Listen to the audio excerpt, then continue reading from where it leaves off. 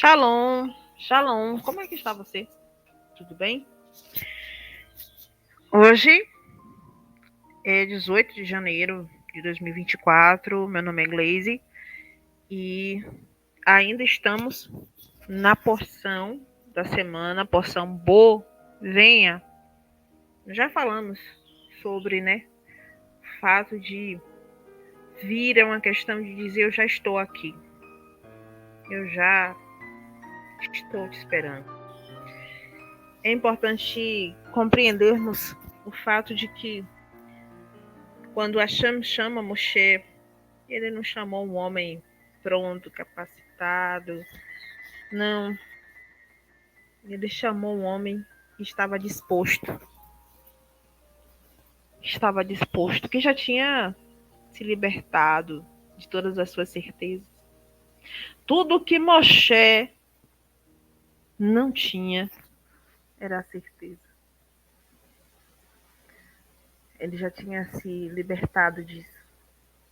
Ele agora estava no tempo certo, no momento certo de compreender que todas as coisas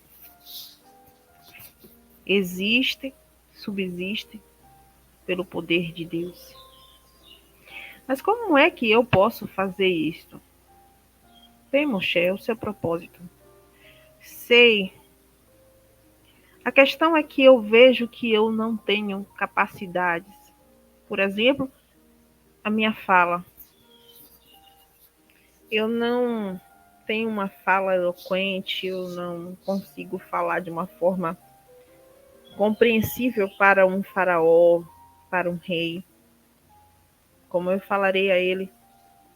Tudo bem, Moshe. Você admitiu? E eu farei o que tiver que fazer. Arã será o teu profeta. Enquanto você vai ser Deus diante de Faraó. Tá certo.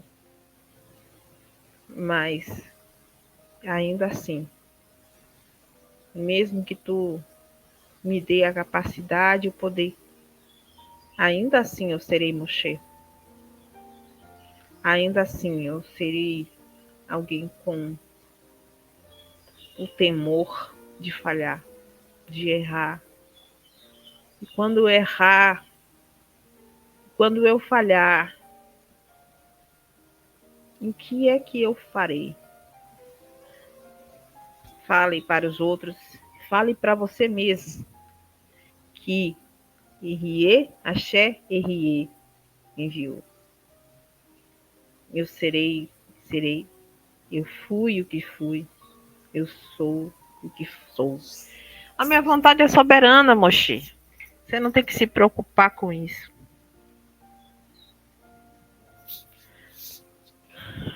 Mas é muito difícil para nós, como seres humanos, entendermos quão pequeno nós somos diante disso tudo. Sabe qual é a maior dor dos seres humanos? É o erro. É a noção da incapacidade. É o sentimento do eu não posso. Eu estou errado. Eu falhei. É o dedo que me acusa. É a minha maior dor. Por isso eu prefiro esconder o que eu sinto, esconder quem eu sou, esconder o meu desejo, esconder que eu tenho esses desejos, para não ser acusado, para não ser excluído, para não ser colocado de lado. Porque é muito difícil lidar com isso. Adam fez isso. Colocou uma folha de figueira e queria esconder. Não, Adam. Isso não vai te fazer melhor do que ninguém, nem pior do que ninguém. Você é Adam, humanidade. Por que é tão difícil para você compreender isso? Porque você está preso agora no eu. Quando Hashem cria as coisas visíveis, ele cria através de fusões, fusão de coisas, de forças, de potências invisíveis. Isso se estabelece como uma regra para todos os outros mundos. Você deve entender que dentro desses 4 mundos que nós estudamos, cada uma delas existe uma força que se estabelece através de uma aparência capaz de vivenciar aquela realidade. Cada um destes mundos é uma realidade. E quanto mais superior ela é, mais capaz de ver, de perceber os outros mundos. Portanto, o que nos difere dos mundos superiores é a capacidade de visualizar, de compreender a luz da revelação divina. Como? Pode me explicar melhor? Sim. O que difere a nossa existência das existências superiores é o fato de que elas têm a capacidade de visualizar mundos inferiores e superiores em relação à revelação divina. Quanto a nós, estamos encobertos. Hashem fez isso para nos proteger. Nós vamos entender um pouco a esse respeito.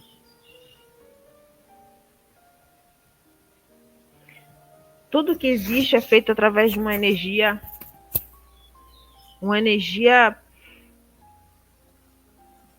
criadora. Sabe o que difere o que nós chamamos de mal e bem? É que o bom, a energia do bom é a energia criadora. É a força criadora de Hashem. O contrário disso, a ocultação de Hashem criou a força destrutiva. Criou a força do caos. Criou a força contrária. E é esta força que você precisa compreender. Para que você possa, enfim, conseguir equilibrar. Porque essa mesma força, a força limitadora, está dentro de você. No livro de Hebreus, capítulo 11, diz: porquanto foi mediante a fé, em hebraico emuná, fidelidade, que os antigos receberam bom testemunho. Eles mantiveram uma essência, eles mantiveram um pensamento, uma forma de agir.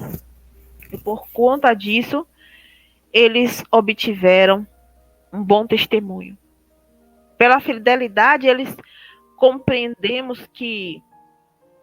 nós compreendemos que o universo foi criado por intermédio da palavra de Deus. Mas se Deus não tem boca, se Deus ele não expressa um som de si mesmo, o que é esta palavra? A palavra é uma expressão. É uma expressão poderosa, capaz de exercer uma força criadora. Palavra, para nós, seres humanos físicos, é aquilo que gera um efeito.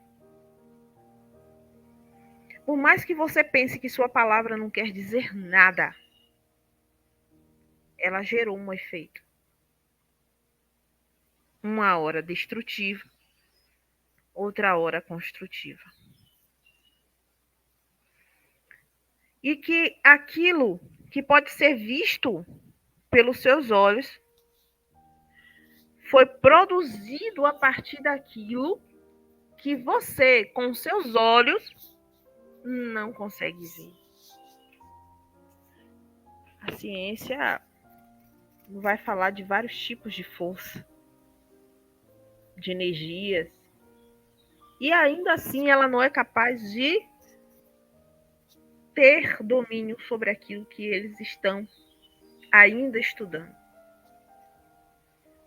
Estas forças controladas por Hashem produzem coisas físicas e forças espirituais capazes de produzirem transformações ou destruição.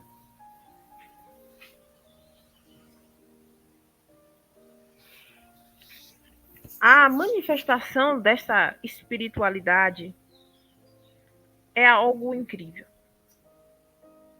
Dizem que todas as coisas acontecem através dos átomos, existem por conta de átomos. Só que estes átomos são cadeias de energia cercadas por elétrons com um núcleo. A questão é que este núcleo, ela é ínfima, pequeníssima. É como se eu dissesse que um átomo pudesse ser um estádio de futebol e o núcleo dela é uma partícula de poeira no meio.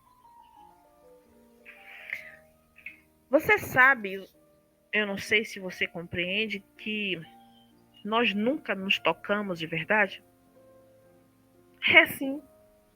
Nós nunca nos tocamos de verdade, nem tocamos em nada de verdade. Como assim? Eu não compreendo. Nós às vezes até nos cortamos. Como é que isso acontece? Toda a matéria, ela é formada por átomos que são compostos por prótons, elétrons e nêutrons. No entanto, 99,9% do interior do átomo é espaço vazio.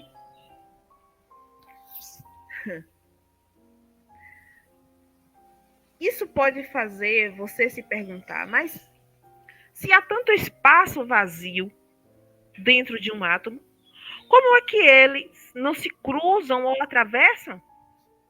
Isto é, como nós podemos tocar em objetos ou em outras pessoas se nossos átomos são enormes, vazios, com um minúsculo núcleo? A resposta é bem simples. Nunca, em hipótese alguma, encostamos realmente em outras coisas ou pessoas. Quando nos aproximamos muito de um corpo, temos a sensação de o estar tocando. Mas lá dentro, o que realmente acontece é a chamada repulsão elétrica. Quando você se aproxima de um corpo, os átomos do corpo daquela outra pessoa e os seus átomos, eles criam uma energia de repulsão, que nós chamamos de gevura, separação. Elas evitam que uma atravesse a outra. Elas se repelem. Isso significa que chegamos muito perto de outros corpos, mas nunca, verdadeiramente, nunca nos tocamos.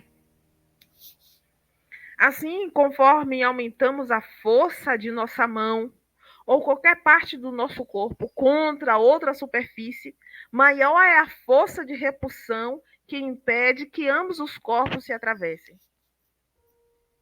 É por isso que quando alguém dá um tapa em outra pessoa, a força que eu exerço contra aquela superfície cria uma outra força de repulsão. Entende? Claro que a repulsão elétrica não é uma força infalível. Quanto não submetidos a altas temperaturas, os átomos de hidrogênio, por exemplo, ganham uma força suficiente para vencer a repulsão. É quando por exemplo, uma bala atravessa o corpo. Por quê? Por causa da alta temperatura exercida por aquela bala, ela consegue atravessar o corpo. Sempre que isso acontece, chamamos o que é conhecido como fusão nuclear.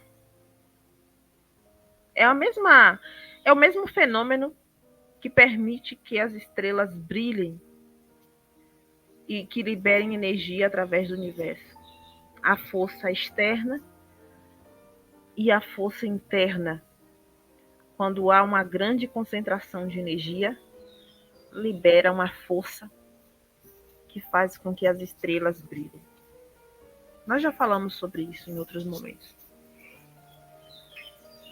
A questão é que essa sensação que você tem de toque, ela é exercida por células chamadas de corpúsculos de Meissner e Pacini.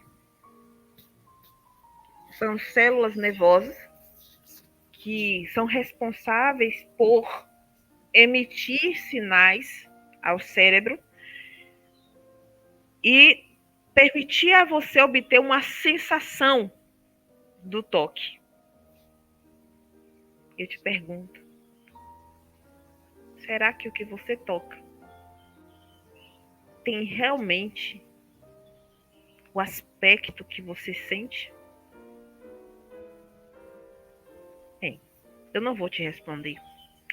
É só uma pergunta para que você compreenda que nem tudo que parece é.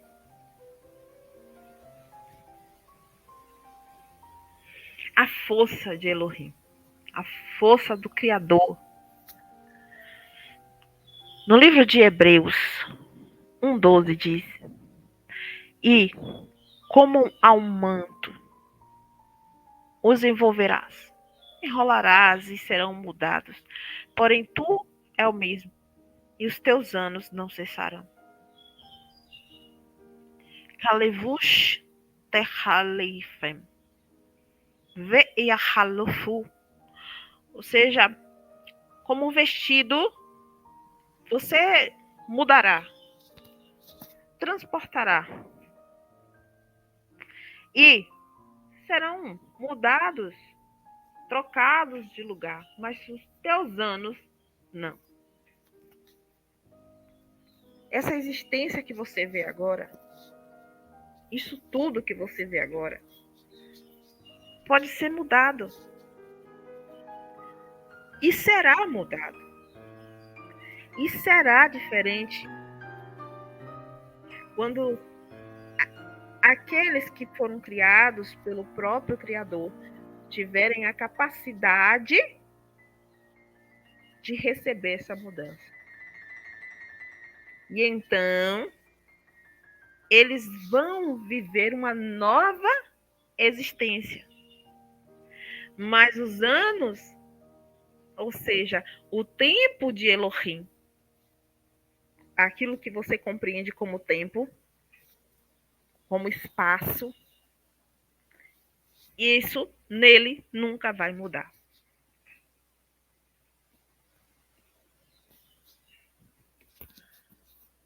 Se você for pegar o texto de Hebreus, capítulo 1, e eu não vou me prender simplesmente ao hebraico, porque eu quero que você compreenda. Mas veja, havendo Deus antigamente falado muitas vezes, e em muitas maneiras, não só muitas vezes, no princípio, mas de várias maneiras. Dos pais, ele falou pelos profetas, e ele também nos falou nesses últimos dias por seu filho. Ele falou a respeito de quê? Filho este a qual ele constituiu por herdeiro de todas as coisas. E pelo qual ele fez o mundo. Eu vou tentar abrir aqui de novo, mais uma vez.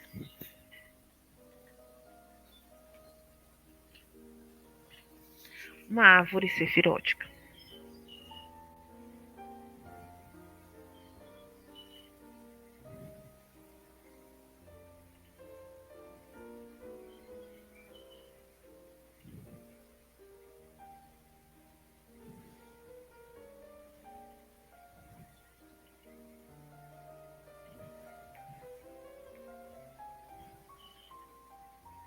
Olha só, vou pegar aqui, vou compartilhar.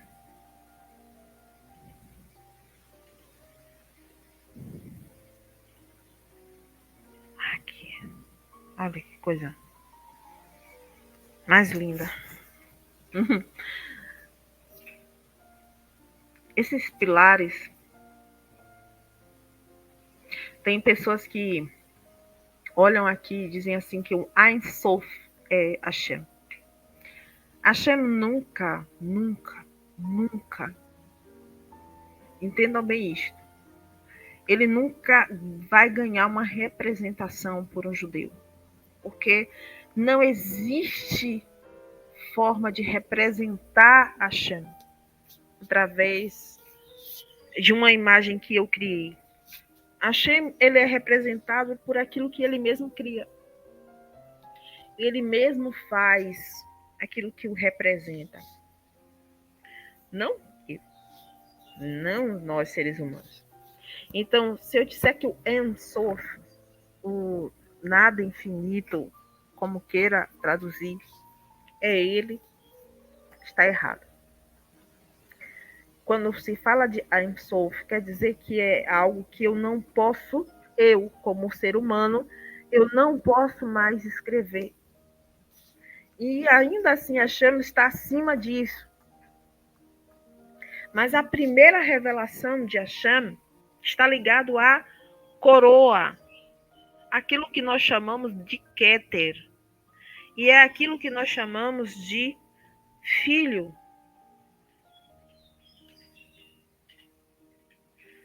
Olha só. Se nós pudéssemos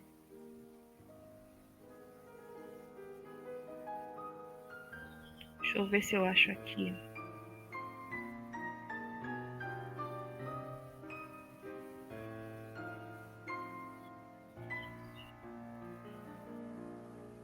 Assim como o Keter, o Filho, por meio de quem todas as coisas são criadas, nele, dentro dele, por ele, para ele, todas as coisas foram criadas. A partir dele, porque ele é a coroa, ele é o início, ele é o Rosh, a cabeça, o princípio. Não é chamado de Adam Harishon, né? É chamado de Adam Kadmon. Então, ele tem o princípio de todas as coisas, a humanidade primordial.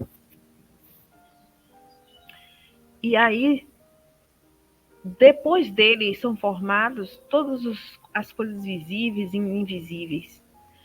A partir dele, para que tudo seja formado, tudo seja equilibrado, para fazer parte de um único corpo que é ele. Ele é o princípio de tudo. E ainda assim vai ser o final de tudo. Mas como assim? Não é Hashem? Você não compreendeu. Hashem, ele é quem sustenta tudo. visível e invisível. Ele é a força, o tudo. Não, se eu disser que ele é a força, eu estou errando. Não é, eu não posso descrevê-lo. Ele é o Makom. E isso eu posso falar porque a própria palavra o chama de Makom, lugar. Mas aquilo que passa a existir fora dele no sentido de algo que possa ser percebido, algo que possa ser vislumbrado. Isso é o início. Como é que se chama o princípio, o início? Pronto, agora você vai compreender. O princípio é aquilo que pode ser observado. É aquilo que pode ser percebido. Hashem, ele quer que eu e que você venhamos a o perceber. Mas ele sabe que ele não pode, no sentido de não que ele não queira, mas que no momento ele não tem vasos capazes de o perceber. Então ele primeiro cria um vaso capaz de o perceber, capaz de estar diante dele, de ter uma intimidade, uma conexão com ele. A partir deste Keter, que é essa coroa, ele diz: agora eu preciso formar outros.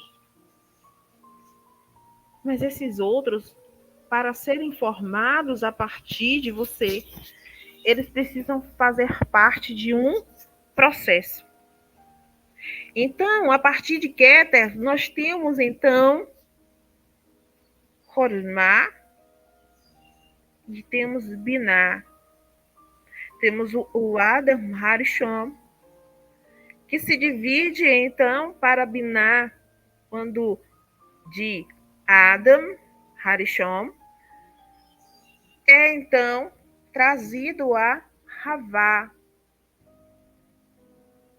E isso já é o início daquilo que nós chamamos de retenção. Qual é o papel da mulher? Que neguer, ser contrária, uma força contrária, uma força que impede algo. E veja, quando você forma uma parede de uma casa em um determinado terreno, na verdade, você não está criando um limite e formando um vaso, um lugar, um espaço dentro de outro espaço? Afinal, quando nós construímos coisas, nós estamos construindo espaços dentro de outro espaço? A partir de Ada é criado um outro espaço que deveriam agora exercer um trabalho de colaboração mútua para a formação de outros vasos que sejam capazes de produzir outros vasos. E cada um destes vão formar uma estrutura aonde dentro dessa estrutura o próprio Hashem pudesse se revelar. Vou lembrar vocês. Construa um Mishkan e eu habitarei no meio de vocês. Mas quer dizer, então, que cada um destes vasos é uma pessoa? Não, é uma parte de um corpo. Dentro do corpo de Mashiach existem vários olhos, várias bocas, vários braços, várias pernas, vários pés, Você compreende? Muito bem. Muito bom. Vamos voltar aqui.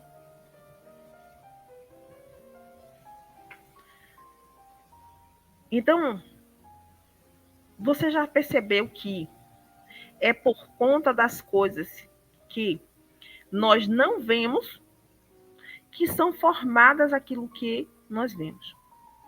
Você observa os planetas, as estrelas, Sol, a Lua, todas essas coisas são coisas visíveis. Mas o que são essas coisas no mundo invisível? Claro que existe uma força por trás dela. Lá no livro de Apocalipse, inclusive, falo de uma força, um anjo, um malar, que está no sol. O que ele está me dizendo? Que aquele que o que é representado pelo sol está atuando no mundo físico. É uma representação espiritual. Tudo que existe no mundo tem uma representação, é uma representação espiritual. Você é a representação da humanidade. A humanidade que é uma só diante de Hashem, mas que tem um aspecto masculino e feminino. Calma. Calma, não precisa. Fique calmo, respire. A humanidade, o Adam, é uma coisa só. Mas ele tinha um aspecto único. Veja, lembre-se do livro de Bereshit, o livro de Gênesis. Porque Deus criou o homem. Homem ou mulher, e homem e mulher o criou. Ele tinha dois aspectos, masculino e feminino em um único corpo, em uma única alma. Hashem resolve e diz, olha, eu preciso que eles se comuniquem de outra forma. Por isso eu vou criar vou separá-los em vasos diferentes. E a mulher sempre vai exercer uma força contrária ao homem. E assim os dois vão poder começar a se relacionar para poder criar e para poder trabalhar. Por isso o aspecto masculino e feminino são separados.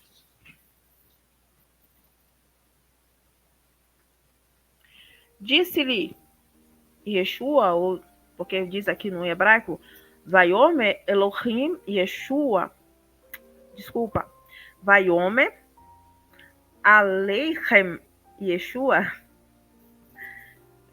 Eu estou tão acostumada com o livro de Êxodo já que disse Elohim, não. Vayomer Aleichem Yeshua, e disse para eles Yeshua, Amém. Olha aqui, o Aleph, o Mem e o Nun. O Nun tem som de N, de Ne, né? Do N.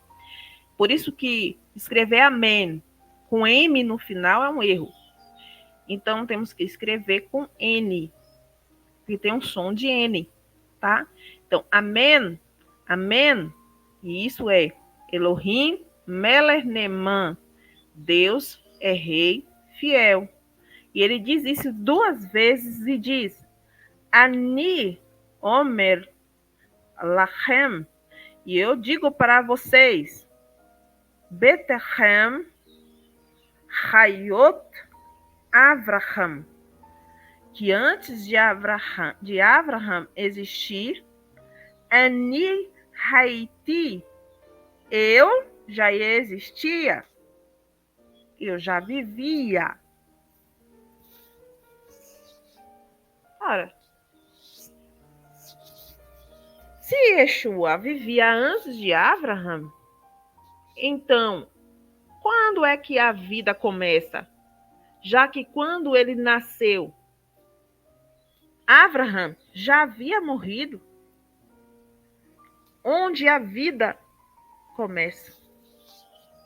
E se você já percebeu que a vida começa antes dessa existência humana,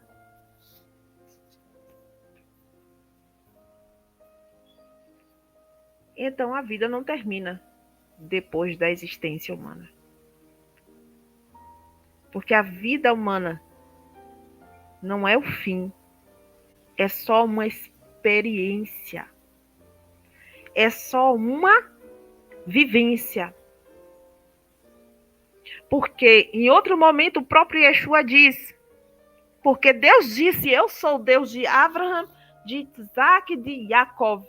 Mas Deus não é Deus de mortos, mas é Deus de vivos. Então, se Abraham, se Isaac e se Jacob está vivo, por que eu não consigo vê-los nesta existência? Porque esta existência física, este é o mundo de aciar, o mundo da ação, o mundo do eu posso fazer, posso pensar, falar e praticar.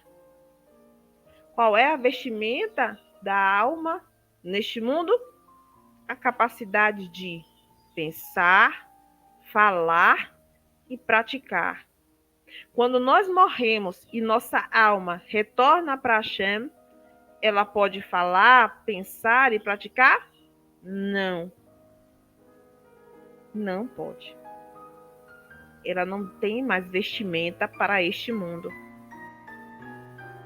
Você compreendeu? Aos poucos nós vamos chegando mais adiante. Quando Yeshua, por exemplo, ele ressuscita com um corpo carnal? Ele ressuscita em carne e sangue? É uma pergunta que eu faço para você. Quando ele é elevado aos mundos, ou, falo melhor, às dimensões superiores, ele é elevado a dimensões superiores, em carne e sangue? Eu sei que você sabe que não.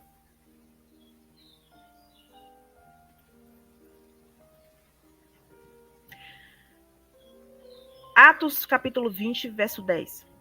Paulo, porém, descendo, inclinou-se sobre ele e, abraçando-o, disse: não vos perturbeis, que a alma dele nele está. Olha só, no hebraico diz que vai Omer al Tibahalu, que Nishmato bo.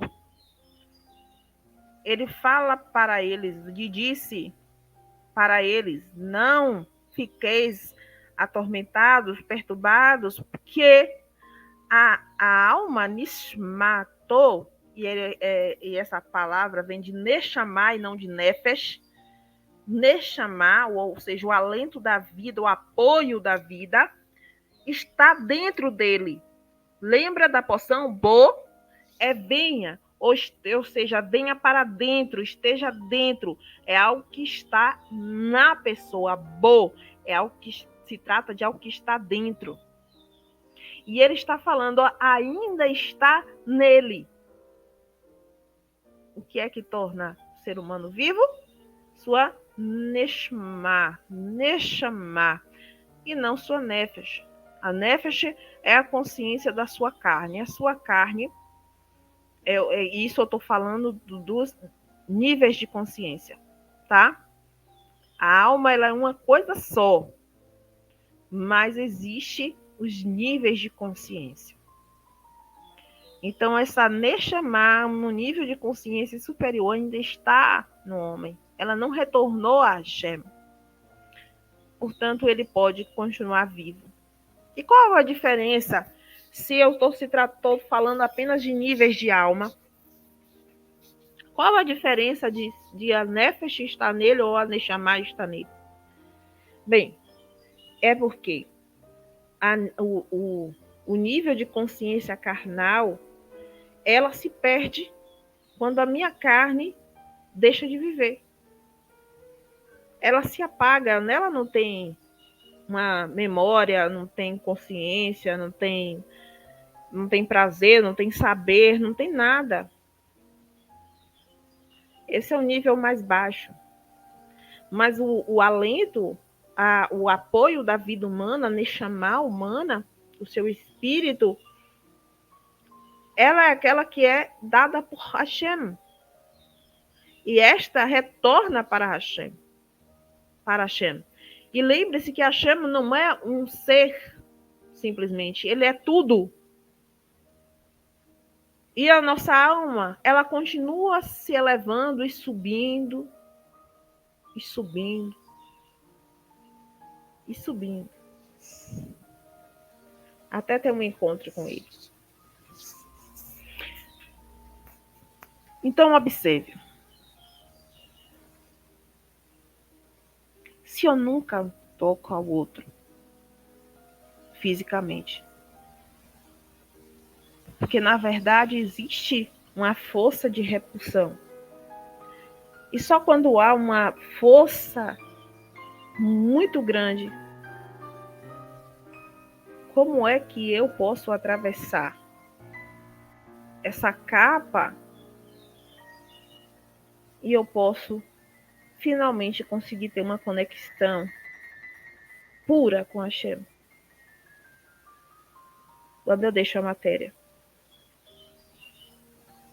Quando eu deixo a matéria. Olha, quando... Você sabe como é formado o arco-íris?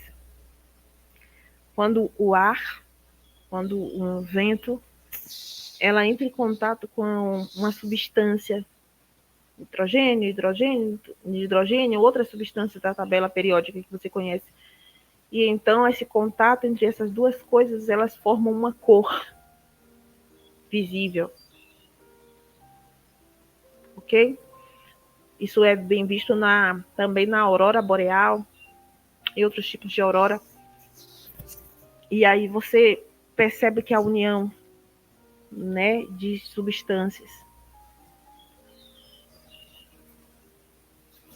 E ela então vai conseguir reluzir uma cor, reluzir uma revelação de algo. Eu não sei se você já assistiu o filme A Cabana. E bem, fora alguns conceitos errados de, por exemplo, ver Hashem como uma trindade, porque na própria árvore sefirótica tem pessoas que acabam vendo a árvore e vendo ela como se fosse uma forma, uma representação de vários deuses, e não é assim. O Pai, o Filho, o Espírito, não é assim. Não quer dizer isso. Toda árvore sefirótica é um tipo de revelação de Hashem. De forma hierárquica, do maior para o menor. Do lado direito, uma força de bondade. Do lado esquerdo, a força de equilíbrio. A força central, o caminho central, a força de equilíbrio. E Hashem é um só. Apesar de se revelar, ou seja, de se deixar ser percebido de várias maneiras, como ele também fez isso com o profeta Eliarro. E ele disse, olha, eu vou fazer aqui um furacão, vou fazer isso, mas eu vou estar numa brisa leve e suave. Porque Hashem, ele pode fazer isso. Ele se revelou ao homem através de profetas, ele mesmo fala sobre isso. E depois, por último, através do seu próprio filho. O que é o filho de um homem? O filho de um homem é a sua representação física da sua força. É a representação física da sua força. É por isso que Yeshua é visto como imagem dele. Uma representação. E isso foi dado por Deus. É dom de Deus. É dom de Hashem. Então, se você vê as coisas da forma correta, você não vai cair em idolatria, mas você vai entender que cada uma destas forças, ela vem para representar, ela vem para trazer ao homem a consciência de que ele pode dominar e produzir através dessas forças. A questão é ele entrar em equilíbrio através dessas forças. E todos esses dois vídeos que foram postados é para que você compreenda o êxodo, é para que você compreenda o exílio e a libertação dele. É para que você compreenda aquilo que o Todo-Poderoso tem para mostrar ao ser humano. A sua conexão com Hashem, ela vem no sentido de que você busque e que você o perceba hoje, mesmo com essa capa que traz essa repulsão. Sim, desde o princípio, quando o homem ele é posto no Éden, na presença de Hashem, e que ele é colocado diante do erro, o homem se sente impulsionado a se afastar de Hashem, a se esconder de Hashem, porque ele não gosta e ele não se sente bem em ser acusado. Ninguém se sente. Ninguém se sente bem diante daquilo que o acusa, diante daquilo que o confronta. O problema de Adão foi querer se esconder.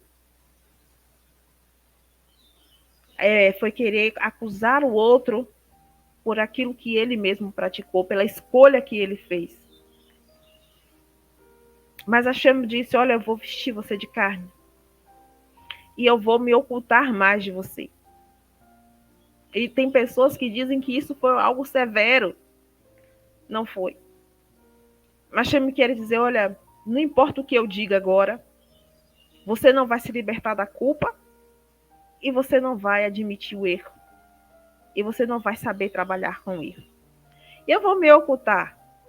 Você vai para fora da minha presença. E você só retorna quando você perceber que eu não estou aqui para te condenar. As coisas que acontecem com você, ser humano, são consequências dos seus atos. Ação e consequência. Por isso, quando ele vai falar, eu coloco diante de você vida e morte, bênção e maldição. São consequências. Mas eu sou teu pai. Então, quando você estiver pronto para lidar com as consequências, você está pronto para voltar à minha convivência. Quando você compreender quem você é e o que você deveria fazer, você vai entender. Não era apenas salvar a mulher cometendo o mesmo erro que ela. Era sobre salvar a mulher, morrendo no lugar dela, sem nunca ter cometido o erro dela. Foi isso que Yeshua fez. E como é que eu vivencio esse invisível? Eu sou um ser carnal. Eu vivo de coisas físicas. As coisas espirituais estão além da vestimenta dela. É como se você olhasse para alguém que está bem vestido, com roupas elegantes, roupas finas, caras, e mesmo assim você fosse capaz de compreender o que ela está escondendo. Vivenciar a espiritualidade é compreender o que está escondido atrás daquilo que é físico. Amém? Vamos seguir em frente e até a próxima, se o Eterno permitir.